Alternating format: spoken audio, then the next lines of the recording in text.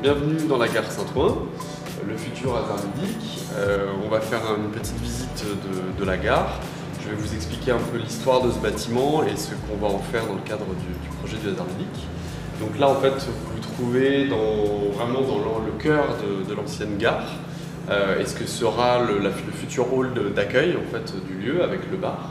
Le hasard ludique, c'est le projet d'un lieu culturel innovant, qui a envie d'avoir une approche nouvelle, à la fois dans son rapport au territoire sur lequel il va s'installer et dans son approche à la culture en fait. C'est un quartier qui bénéficie d'une grande diversité de public, où il fait bon vivre. Donc ça, c'est un petit peu le point de départ du projet en fait, se servir de ce quartier, de cette richesse de public, pour imaginer un lieu qui dialogue vraiment avec tous ces gens qui habitent à proximité.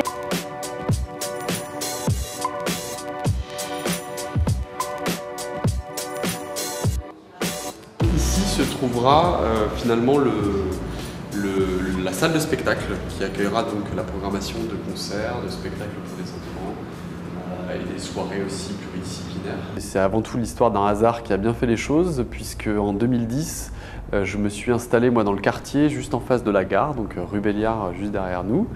Et tous les matins, j'ouvrais mes fenêtres et je tombais sur ce bâtiment abandonné. Et j'ai décidé en fait de passer des coups de fil pour déjà comprendre l'histoire de ce bâtiment, savoir à qui il appartenait.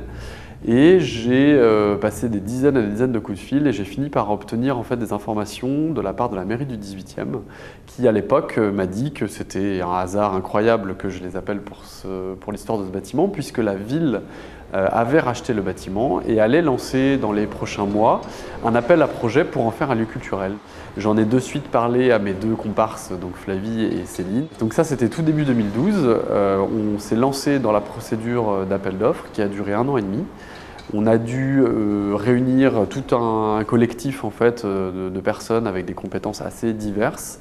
En premier lieu des architectes, puisque dans le cadre de l'appel d'offres, il a fallu qu'on propose un vrai projet de réhabilitation architecturale du bâtiment. On a aussi réuni des communicants, des conseillers financiers, juridiques, conseillers artistiques, etc. pour pouvoir façonner un projet artistique pour ce lieu et également façonner tout un modèle économique, un plan de financement. Un travail qu'on a fait assez tôt, c'est d'étudier le quartier, en fait, de faire une vraie étude de territoire, une enquête de population même. On est allé dans la rue avec des petits questionnaires pour interroger les gens, savoir comment ils vivaient ce quartier, qu'est-ce qu'il faudrait selon eux pour l'améliorer. Tout ça nous a permis en fait, d'identifier des besoins sociaux, des besoins spécifiques au quartier. Et ça, c'est une dimension hyper importante dans l'économie sociale et solidaire, c'est-à-dire apporter une réponse à un besoin social identifié.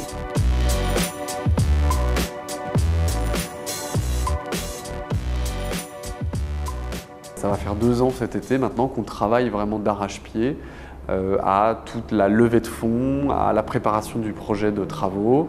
Et donc là, les travaux vont commencer dans la gare courant mai et il y en a pour un peu plus d'1 an. Donc on table aujourd'hui sur une ouverture fin 2016, ouverture au public fin 2016.